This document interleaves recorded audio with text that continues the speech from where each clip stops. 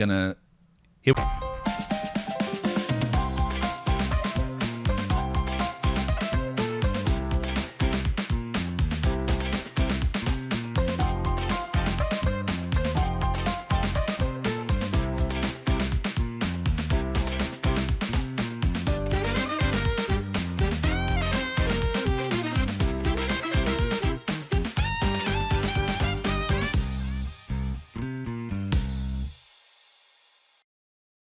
That should do it. Hey, Google, set an alarm for 29 minutes. Because if you're listening to the podcast, that's all you're getting. If you want more. My name is Iain Lee. I'm Katherine Boyle. This is our podcast. We do it every week. Apologies for the last one going a bit late. It's a bank holiday and there were birthdays to celebrate. It's life. This is your weekly, free, 30-minute podcast. And we're going to go on and record a whole 3-hour show. If you want to be part of that show and if you want to listen to that show every week, watch that show every week, you have to sign up to our Patreon. And this show is brought to you by our wonderful Patreons. We've got 3 new Patreons this week. We got, how would you say that? Sodiathan? Sodiathan? Sodiathan. Sodiathan, please let us know how to pronounce your name. Andrew Ralph and Phil White. Welcome, all 3. Hang on, no, whoa. There's a 4th. There's Nick. And Nick. There's Nick. If you want to sign up for the Patreon, patreon.com/Iain and Katherine, patreon.com/IAIN and Katherine with a K. If you're watching the video, there's a little QR code. You can scan that code. And for as little as £3.99 a month plus that, you get to watch the show go out live every Friday. You get the full 3-hour podcast, of which this is a tiny part. You get access to about 1,500 hours. It's about 2,000 hours. But then I thought, well, someone's going to count it. Someone's going to count it. Wow. It's only 1,783. So There's a lot on there. There is a lot. what you've been up to, Boyle? I know what you've been up to. I've seen you all. What you've been around it. Oh, shoot. I have been tidying up and then coming round here to escape from it, because you know what it's like when you're doing a deep tidy is that She means her house, you mucky pups. Is that you mess it up. I mean, to the untrained eye, what it looks like is you've just got everything out. But actually, I've emptied a lot of drawers, not a euphemism, thrown a load of stuff away, and I've got a load of stuff. Thankfully, I work in a school now. The art department is going to get a lot of paint. Because rather they have it than it just dry out in the bottom of my art drawers. She's talking about actual paint and real drawers. Yeah. For goodness sakes. So there. Welcome. I should say you can call us during the week, and I think we just missed a phone call. Oh, please leave your message after. We just missed a call, and but we did get some calls this week. Oh, did we? And it based on the back of what you were talking about last week, Punkalina. Punkalina, right? Yeah. Do you want to do a little? Just a quick little summary for someone who wasn't listening. Punkalina, a game that my sister and I used to play when we used to sleep in bunk beds. I was probably about 8. She would have been 5. Mm-hmm. She was on the bottom bunk. I was on the top bunk. Those bunks in our imaginations turned into floors of a block of flats. I was the Punkalina, based on Mary from EastEnders. I had a baby. I made a lot of noise with pots and pans. Too much noise, it turns out, for the social services, played by my sister, who would come up the stairs and with an extraordinary laugh take away the baby doll that I was hiding. It's a fun game to play. It was a weird thing, but it shows the sort of things that I was thinking about back then. My sister would take the baby doll and do this noise. That was the kind lady laugh, apparently. So obviously we didn't know many kind ladies. The question was, what made-up games did you play? And we've had a few answer phone messages, and you can call us anytime during the week. We'll give the number out a bit later on. Here's one. I think this is from our friend Scott, because he told me he'd done one. So made-up games that you played as a kid. Here we go. Hi, Iain and Katherine. It's Scott from the T-shirt shop in Uxbridge. Balcony Shirts. And just to add to your topic about what games... Why is he talking weird? He's our friend. Because he's doing his telephone voice. Okay, all right. Mm-hmm. If he doesn't end this with, that's all from me, back to you in the studio, then he's a friend of ours. I ain't interested. All right, there you go. Made up games you used to play as a kid. Yes. I used to sit in the bath as a little kid with a shot glass that I took from my mum and dad's kitchen, and I would pretend I was doing shots of the bath water, like Angie Watt doing shots of straight gin behind the bar in EastEnders. Wow. He didn't end it with Back to the Studio, but well done. That was good. That again shows the grim times we were growing up in. So I'm playing social services taking away someone's child, and he's playing alcoholics. But it's another EastEnders. It's weird, isn't it? People now don't know how massive EastEnders was. When did it start? It would have started when I was 11. So what, 1984? And at 11, 12, 13, I would tape it. This was when it was on twice a week, right? I would tape it. I remember once I got really into Coronation Street, like really into it. Remember Sky Plus? Yeah. Do you remember when Coronation Street used to be like the comical version? Yeah. Do you remember Sky Plus, right? Yeah. Do you remember drugs? Well, I used to be into drugs. And I was into Coronation Street massively. And I remember going away for 2 weeks, and I came back, there were 9 episodes of Coronation Street on the Sky Plus, right? And so I was, a little bit, let's say, woozy, shall we say, because this is a family-friendly podcast. I was a little woozy. And I watched 9 episodes of Coronation Street back to back. It was like watching 3 movies, right?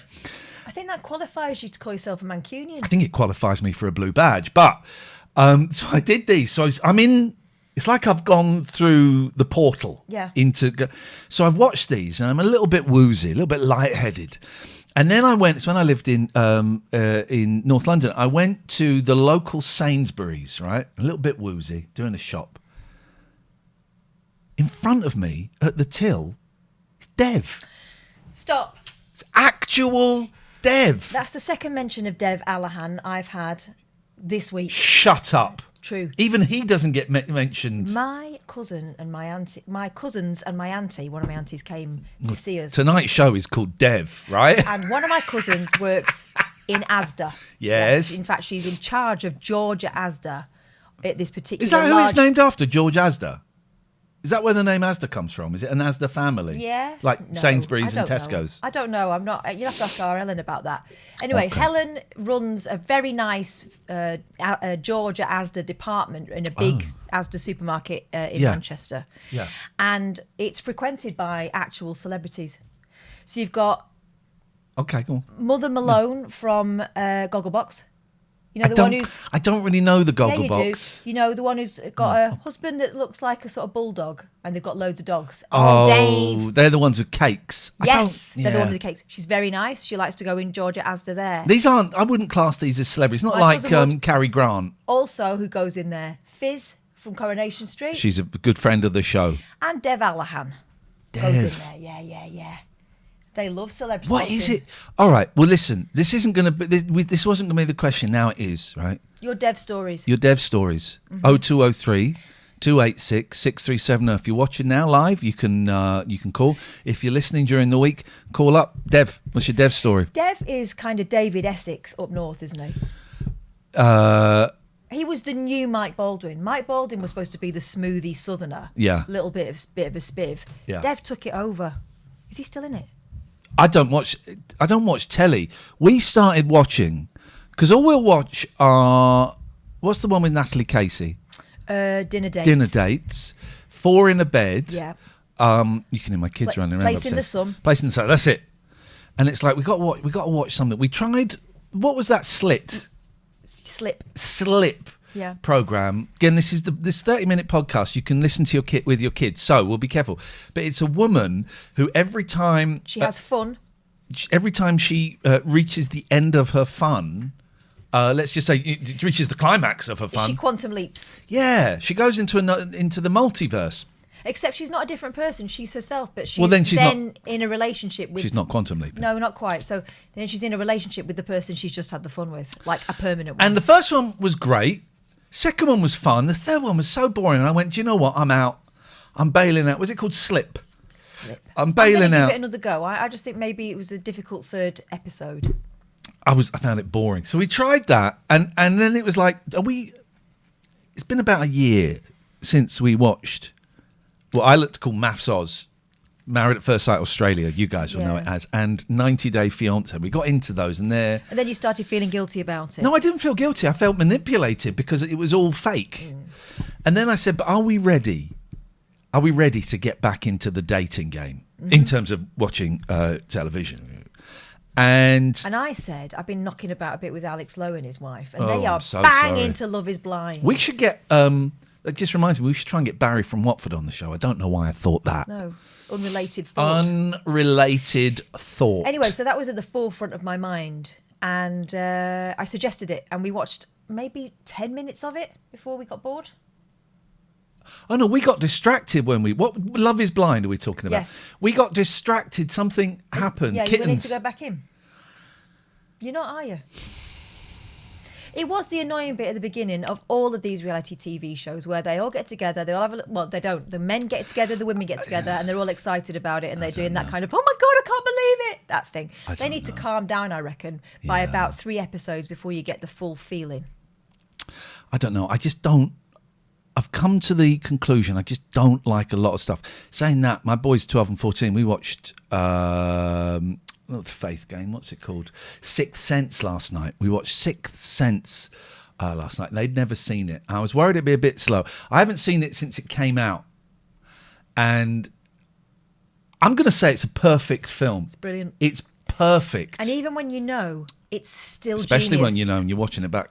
Yeah. I think especially. But the boys were great. And I'm not going to spoil it, even though we did spoil it on the 11 o'clock show. I think it was being shown after us on the 11 o'clock show. And we said, coming up next, it's after us, it's The Sixth Sense. And by the way, Rude. Mate, it's fun. It's a terrible thing to say. I blame Channel 4 because they shouldn't have let us do it. They wouldn't have known until it went out. Anyway, the boys loved it. When they went, oh, hang on a minute, is he? So it was proper spooky. And then everyone was going to bed, a little bit nervous. I turned the power off. Complete blackout. The boys immediately locked If you're allowed themselves to in call the it that now. They locked themselves in the bathroom. They were not going to be confronted. They went right, truce, and they had a truce, and they locked themselves. And I turned the power off. But everyone's got torches nowadays on their telephones, haven't they? Everyone's got a pocket telephone torch. I remember ages ago, my pocket telephone died, and I needed one quickly. And I went into a shop, and I bought one, and this was like years and years ago. This would have been 2001 maybe. And it was quite a chunky phone, but the top third of it was a torch. Oh, what? So it had a torch welded onto it, so you could do that. Listen, I like having a torch, but it's not the fundamental point of my phone. No. So we watched Sixth Sense. We also watched a film that was very, very important to me growing up. At the age of 14, this film, I taped it off the telly, and it literally changed my life. It's not even a joke. When I say the title, you'll think I'm joking. Not even a joke, right? There were several awakenings, weren't there? Yeah. It changed my life, and it was one of those films. I've watched it 200 times in my life. One of those films, I'd watch it, and I'd rewind it and just watch it straight again. And I could watch it 3, 4, 5 times at a weekend, right? And I said, oh, let's watch this, Katherine, because I often quote bits of it, and it's Convoy. 1977, I think. Chris Christopherson, Ali McGraw, Ernest Borgnine, based on the song. Although the song, the song is different. The song it's based on by C.W. McCall is different. They re-recorded it for the movie, and then they also re-recorded a different version for the movie as well. And it's one of those films. I watched it and I enjoyed it this time round. But I did think, what did I see in it that was... I enjoyed it a lot. I think Chris Christopherson is beautiful. I don't think he's a very good actor. I think he's beautiful. I think Ali McGraw's beautiful, but I don't think she's a great actress. Ernest Borgnine makes it, right? Yeah. Is the pantomime villain. Ali McGraw, every time it started to get a little bit hairy on the road... She didn't do anything, did she? She just climbed into the back of the car. Back, even when the back was an explosive... Even when the back was next to a load full of explosive chemicals and it was about to get shot at. And I watched it and I went, well, it was good... Then I found out there was a longer version on Amazon Prime, and it's like, oh, maybe I'll watch it. No. He tricked me, actually, because he said, let's just watch the trailer. Yeah. So we clicked on, what was it on? Amazon? It's on Prime, isn't it? We clicked on trailer only, and it was fuzzy as.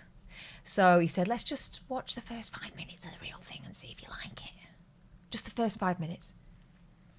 We watched the whole thing. We watched the whole thing, because it was fun. I did enjoy it. It was slower than I remember. Sam Peckinpah. It was slower than I remember, and nothing happens in it. Nothing happens in it. at all. It just seems like an overreaction to a bit of speeding. It's like, it is a dark Smokey and the Bandit, isn't it? I haven't seen that. No, but those 70s Let's have a CB chase. truck. Why were they so obsessed with chases? Well, they were when they Dukes of Hazzard, Knight Rider. That thing of car going off and going through billboards was always a thing. Wasn't there a film that was just about someone being followed by a lorry? Duel. Steven Spielberg's first TV movie. Have you seen Duel? I think I have. Oh, it's great. It's just being followed by a lorry, isn't it? Well, and also Jaws is Duel. Oh, right. So it's the same lorry film. Becomes the shark. Yeah. Right. Yeah. So it was. I enjoyed it, but I did think, what did I see in that? So I thought that. I want to do a phone in, but let's throw a few things out this time. So your dev stories 0203 286 6370 films. Things that you loved as a child, and we've had 2 weeks of doing that slightly nostalgia thing, and it's not normally what we do. However, it feels appropriate. Things that you loved as a child, maybe films or bands or places, and then you've gone back to them and gone, what? What's that? I've got an alternative one, or the same as, okay, or additional. Yeah, go on. Films that when you watched them as an adult, someone made a comment and you unlocked a level. Right? Oh, God, because this happened. You knew this film. Yeah. And then someone says, is this? And you go, oh. Yeah. Whole nother Here we go. dimension to the film, right? So we're watching it. It's an outrageous film where it seems like it's just 3 good buddies who like talking to each other on the CB. This is Convoy we're talking about still. Go past a sort of small town cop who's got a real bee in his bonnet about speeding, and he's been listening into the radio thing, and he's been lying in wait for them, and he's been winding them up a bit as well, so that they put their pedal to the metal.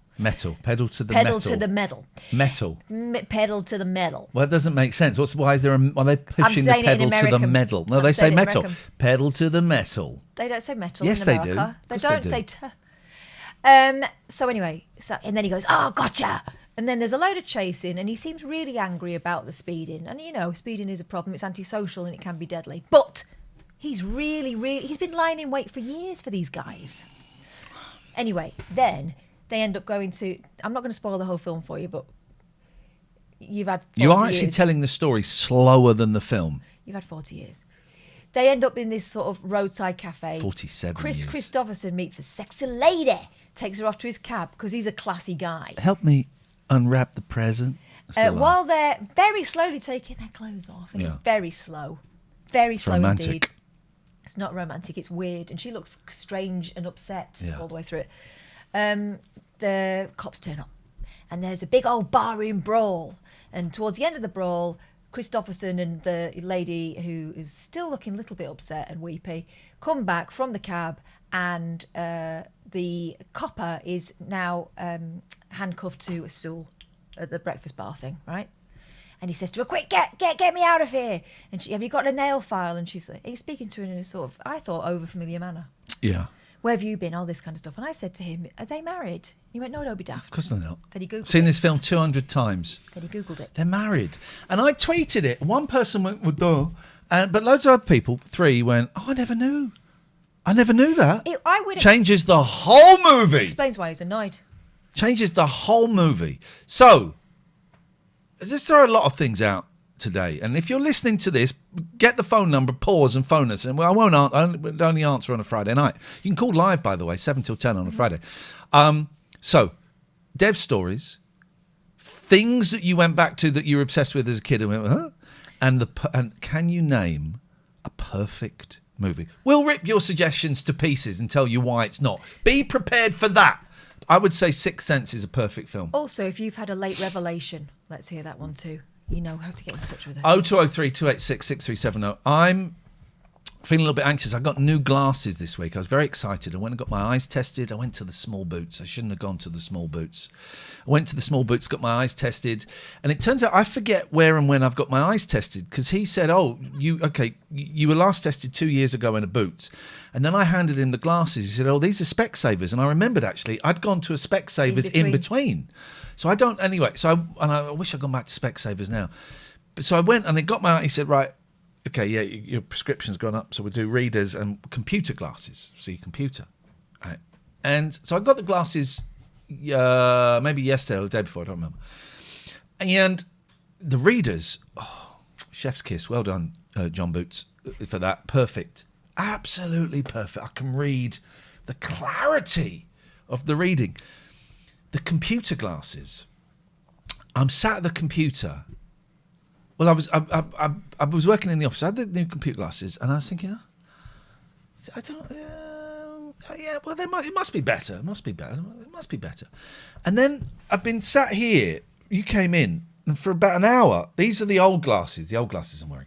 For an hour, I'm sat there. Old glasses. Bringing up text, taking that off. New glasses. Changing the text. Flip it. Old glasses. New glasses. Mm-hmm. Leaning back. Going forward. And the new glasses don't work.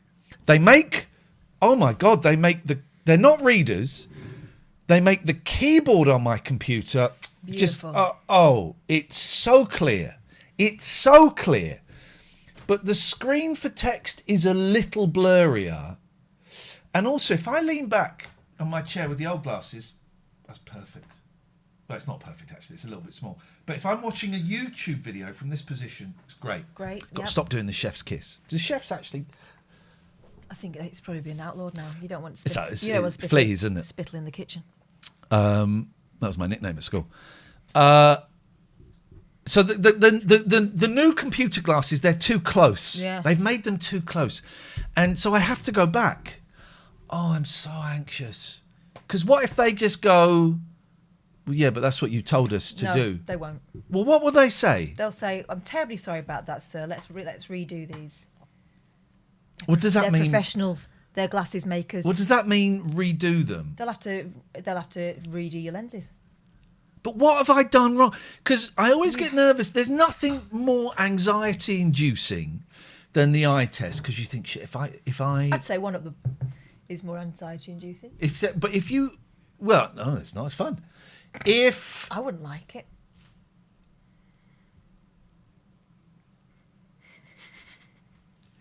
If you... When they go, what's better, 1 or 2 or not at all? Yeah. You go, well, I'll do it again. That's not what they say. They say, is it better? Like this, or not at all? That's what I said. No, you said 1, 2. They It's don't the give you same numbers. thing. They don't confuse you No, with they do figures. give you numbers. Not with my guy gave me numbers. Well, that's probably where it went wrong. I've got dyscalculia. They gave me numbers. So, what my confusion was, yes, hello, go on. I do not have a tweezer I can give you. It's my eldest son who wants a tweezer. If you can give me 10 minutes, I can tell you face to face I do not have a tweezer. How about that? Does that sound like a deal? So I've got I know I sound like a tough guy, right? I look like a tough guy. When does that happen? Many times I look like a tough guy. You saw me then. Put my boy into child. Yeah. By the way, that was a deep voice. That's my 14-year-old. Is he taller than you now? He is taller than me. He's 14 and a half, which is the same size as his feet, 14 and a half. I'm size 10. If he carries on like this, he's going to be in a circus. Yeah. Imagine if the size of his feet continually grew with the same age. Exactly. I'm so nervous at going in. You know I can't complain. Oh, no, I can complain. But you know I can't go in and ask for refunds or things back. So I'm going to go in and go, these glasses, they don't do what I want them to do. Yeah. Glasses ain't glassing. Luckily, it was the 40 quid glasses. So if I need to take a hit on 40 quid, I'd rather not, but I can. But I don't understand. Here's the thing. I got the last computer glasses was from Specsavers. Yeah. Should have gone to Specsavers. Oh my God, I didn't even know I was doing that, and I just did it. I swear to God, I didn't even know. Non-spawn. I didn't even know, and I said it. That's a genuine. It's probably why they alighted upon that very successful slogan. I'm so nervous. So I've got to take the boys home tomorrow morning. Nice and early. Thanks, lads. Then I got to go into Boots and say, I'm really sorry. No, I don't even have to apologise. They should be apologising. What have I said wrong? This is a boring podcast. Deal with it. It's life. You've not said anything wrong. It's very difficult to reach a conclusion based on something that they can never experience and you can never fully communicate. So take it back, explain what the situation is, and they will amend. It happens all the time. Is it? Yes. Sophobum says, did we ever hear the end of the watch repair / refund story? This is a callback. I don't remember. So I don't even know what that story is. He got the watch. Yeah, I don't remember what that story. Oh yeah, I don't remember what that story is. Really, I'm so nervous about going. It's nuts, isn't it? It's not nuts. Remember, you're in a funny wobbly place because. Oh Jesus! I don't want to make this. This is So I'm coming off my bipolar meds just to see what it's like. Right, to see what it's like. And what is it like at the moment? Well, I don't know because I'm not off them. The reason I'm doing it, right, I'm bipolar. I don't know which one or two, whichever's the worst probably. And I'm also at the most content I've ever been in my life. That's always a fun one. Words that are said differently. Is it content or contented? I would say contented. I'm content. You just burped. We heard that. Go back, rewind it, and turn the volume up. It wasn't a burp. It was a coffee gurgle. I'm sorry about that, ladies and gentlemen, but I'm only human. Content, content. So what was I talking about? Coming off the bipolar meds. So yeah. So I want to see what it's like because I'm at my most content, and so I'm coming off. And I'm tapering. I'm only coming off the quetiapine. Oh, it's bloody horrible. Oh, it's absolutely horrible. I've had a massive high last week, and then I'm really anxious. I was snapping at Katherine. I'm so anxious about these glasses. There was something else that was completely trivial that I was in pieces about. Yeah, you were waiting for a delivery. That waiting was for the a end delivery, of the world, which has come. Good. I'm coming. If you're coming off your meds, do it with your doctor. But you have nothing but sympathy and love and respect because it is absolutely horrible, and I'm going to keep going. I have to keep bringing it into the moment. I'm at the moment I am having these. I'm worthless. I'm a horrible human being. My God, this is awful. I should just take the glasses and they don't work, and that's fine. And I have to keep bringing it back into the moment and going, right, 7:31 on a Friday evening. It's all right. I'm not a piece of S. I'm good, and I'm all of this. But it's but saying that, and we're coming to the end of the free podcast, dear listener. This alarm is going to go off in about 40 seconds, and then that's it. That's the end for you, but we're going to carry on the conversation. Iain, how can we hear the conversation? How can we hear about you and your reassessing your television career and looking back at your past and making peace with it? How can they find? How can they hear it? Join us. How do they do it? Join us. If you're watching this, there's a little QR code. Zap it. You know what to do with the QR code. You're a modern person. Zap it and it'll take you to our Patreon and you can have a look at the menu there and see what you fancy. Yeah. And if you're listening, there'll be a link in the description, patreon.com/Iain and Katherine, patreon.com/IAIN and Katherine with a K. And I will tell you how I've been uploading VHS tapes. If you're Wait, don't tell them now. Well, I'm teasing them. Also, it means you can go to my YouTube channel and see them. I've been uploading old TV programs that I've been in Rise. Oh! You can't hear that. It's a silent alarm because I use it. That's the alarm. That's Time's it. up, baby. You want to hear the rest of that story? Sign up to Patreon. For the people watching now, stay tuned because I'll tell you in a minute.